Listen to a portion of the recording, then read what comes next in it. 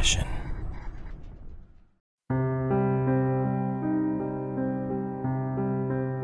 Are you your own worst enemy? Obstacles, hurdles, barriers, roadblocks, these are all common sights along the road to achievement. If you have ever worked towards a goal that most people would label as unrealistic, then you have undoubtedly faced one challenge after another. In fact, when you reach the point where you feel like giving up, that is usually when things get even tougher. Believe it or not, these external obstacles are actually the easy part. They are obvious. We can examine them and devise a plan to work through them or around them. For example, if you want to start a business but lack the funding, there are a variety of tangible action steps you can take to resolve your funding issues. The real barriers to success are the internal roadblocks. This is where it gets difficult. This is where you battle your own self-doubts, worries, and feelings of unworthiness. You may have the best work ethic in the world. You may have the strictest discipline and self-control, but if your mind is listing all of the reasons why you shouldn't have what you truly want, you are fighting a losing battle. For many of us, these negative tapes have been playing the same disempowering messages our entire lives. In my business, I hire a lot of writers for various projects. Some of these people have incredible talent. They can weave words together and communicate a powerful message with ease and grace. But they spend all of their time ghostwriting or freelancing for other people. Many have never even published their own book. Why? For one reason or another, they don't believe in themselves. They don't think they are ready. They choose to sit on the sidelines, watching other people publish successful work while they maintain the status quo. They are waiting for some defining moment to give themselves permission to finally publish their own work. The problem is, this moment will never come as long as they remain blind to their capabilities. The only way to cross the invisible line from feeling unworthy to feeling powerful and capable is to change the internal dialogue. Instead of repeating patterns of thought telling you why you can't do something, you flip the switch. You spend time every day reprogramming those internal tapes. When an old, disempowering message begins to play, you train yourself to switch it to a positive. Slowly but surely, you forge a new path, a new way of thinking, a new internal dialogue.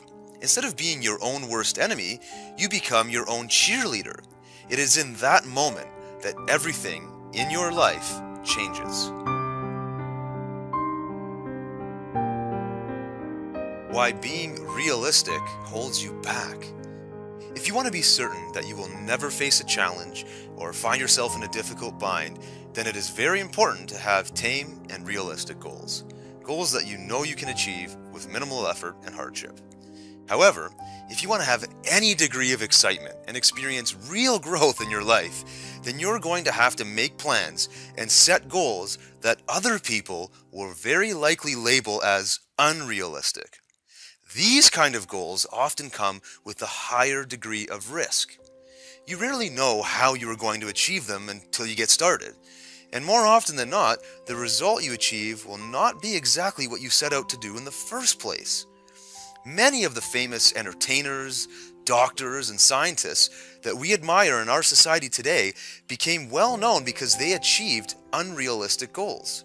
They have the courage to set the goals and the perseverance to bring them into reality. Unrealistic goal setters tend to be happier, more positive people. They have high levels of energy because they thrive on challenge and love the thrill of achievement. Setting and pursuing unrealistic goals is not always a walk in the park. You're going to face resistance. Many people abandon some of their biggest goals and dreams after well-meaning friends and family talk them out of it. There's a very good chance that the same thing will happen to you once you start changing your life and setting big, unrealistic goals. When this happens, it is very important to look at the source of advice. If you are being talked out of an exciting idea by someone who lives a boring, risk-free life, realize that if you choose to accept their advice and abandon your dream, you are also very likely going to create a boring, risk-free life for yourself. If you want to keep your biggest goals and dreams alive and build momentum to start putting them into action, seek advice from other like-minded goal setters, and get feedback that encourages you to go for it. Spend more time hanging around people who are less concerned with risk and failure and are more interested in living an exciting life. Once you become an unrealistic goal setter, you will never look back. Riding the wave of momentum. When I think back to my high school days, one of my best memories is the time I spent in the gym playing basketball. By no means was I a star, but I just loved the game and thrived on the competition. One of the intramural games we used to play involved taking free throws and seeing how many you could make in a row without missing.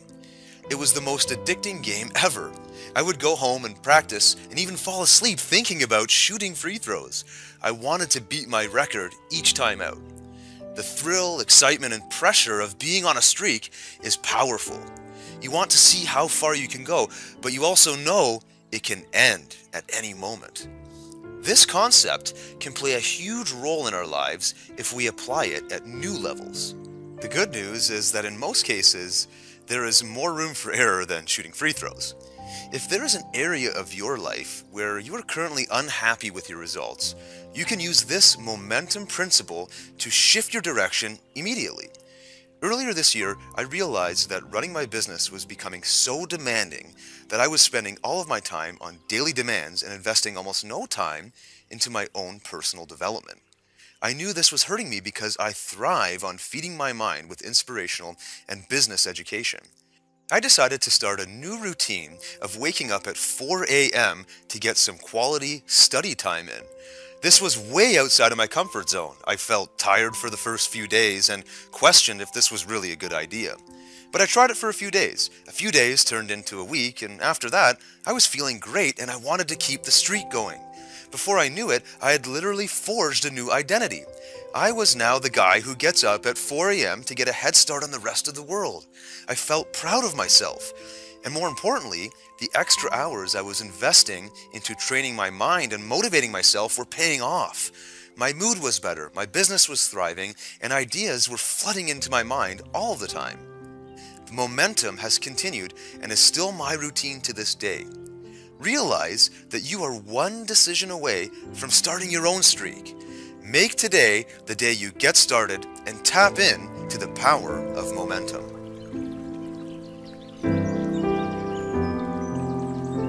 Do you love or hate your work? Back in my corporate days, I worked for a huge company where it was easy to become just another face in the crowd. It was your typical corporate setting where you would find many people who truly hated being there. There was one lady in particular whose cubicle I would pass on a daily basis. Practically every time I walked by, she would be on a social networking or celebrity gossip website. If managers were in the area, she would quickly perk up and look busy, and when the coast was clear, back she would go to the time wasting. I also remember her being very negative and miserable a lot of the time. I actually felt really bad for her. As somebody who dropped out of the corporate life to pursue something more meaningful for me, I can see, with hindsight, exactly what was going on. She hated her position and did not want to be there. But another part of her believed that she must keep this job because there was no other option. Thinking back, I'm sure she wasn't a lazy person by nature, and I bet she had hobbies or other interests outside of work that made her feel alive and positive. She could immerse herself in these activities for hours and feel like no time had passed at all. This is the kind of engaged, focused activity that makes people feel genuinely happy. For me, I always know I feel my best when I have put my heart and soul into a project that has meaning for me and that I'm passionate about. It's even more powerful if you can get paid for it.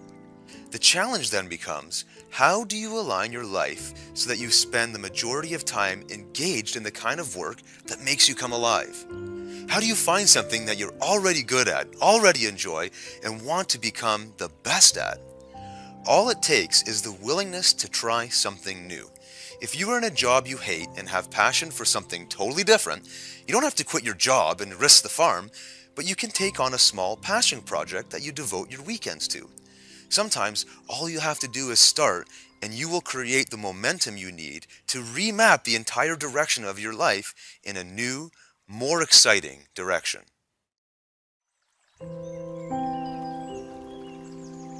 Ignore the minutia. I recently returned from a 1-month trip across the country with my family. It was a lifelong dream for me to make that trip, and having my own business allowed me to free up my calendar and make it happen. As you can imagine, just because I run my own business does not mean I can suddenly ignore my work responsibilities for a holiday.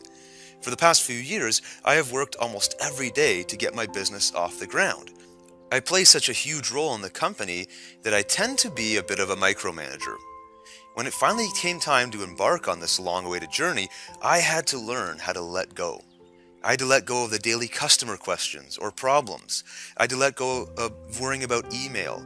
I even had to let go of controlling the sales process and turn over full control to my team. This was not going to be easy, but we had months to prepare and my team was ready for the task at hand. Any problems, questions, or emergencies would be handled by them. As we left for our journey, I found myself constantly dwelling on all the details of the business and worrying about what I might have forgotten to do. As each day went by, I worried less and began to enjoy each moment of our holiday even more. A few days into our trip, I managed to get an internet connection just to check in and see how things were going. Business was moving ahead, questions were answered, problems were resolved, and I played no part in any of it. It was a huge aha moment for me. I finally gave myself permission to fully let go. Not only was I far more relaxed, but I was more engaged and present with my family and with our vacation, and we were able to create some amazing memories together. Now that I'm back home and back to work, I have a brand new sense of detachment from the worry I used to carry.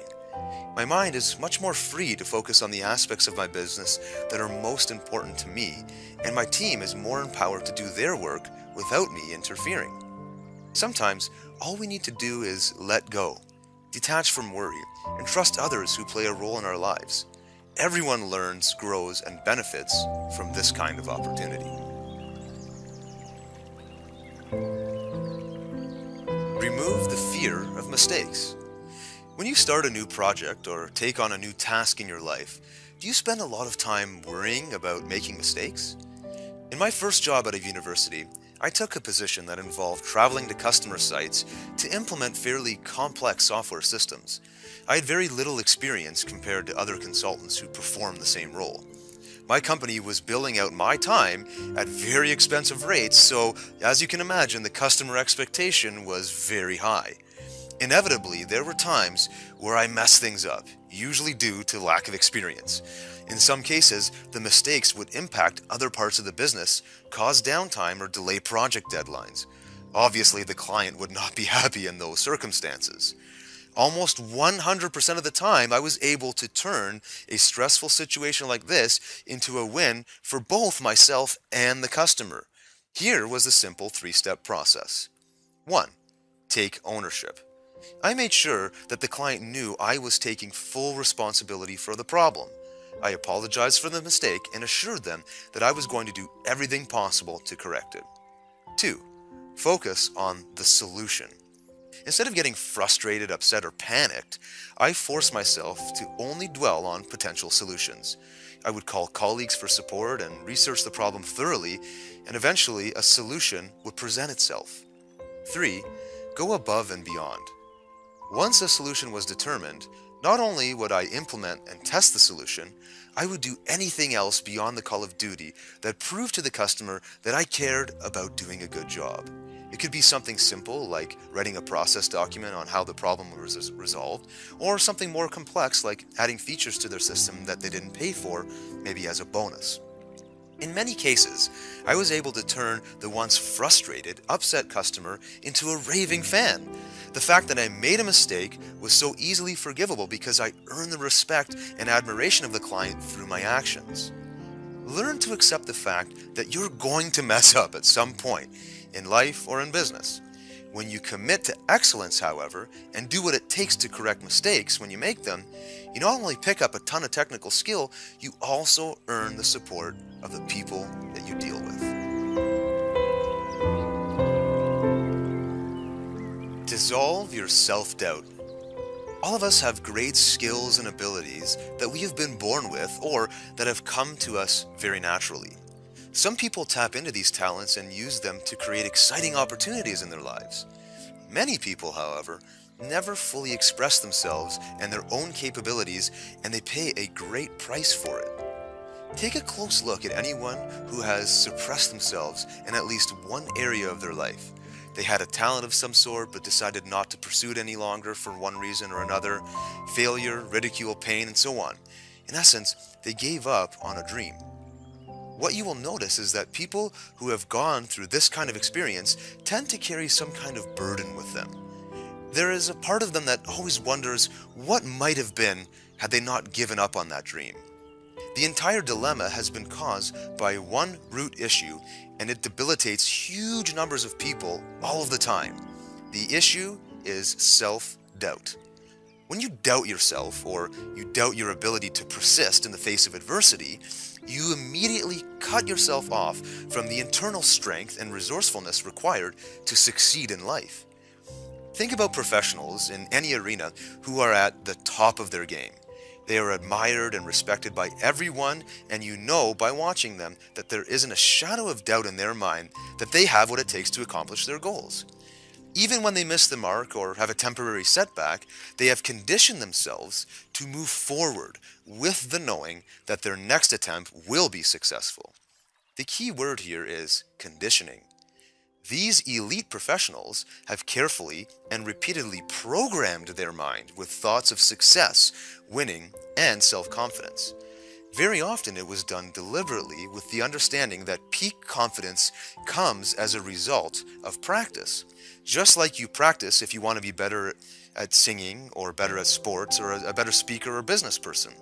When you learn how to dissolve your own self-doubt and replace that doubt with a strong, confident inner voice that tells you to keep going in the face of adversity, you allow all of your natural talents to flow. When you reach this level of life, you automatically feel happier and you look for more opportunity to get even better at what already comes naturally.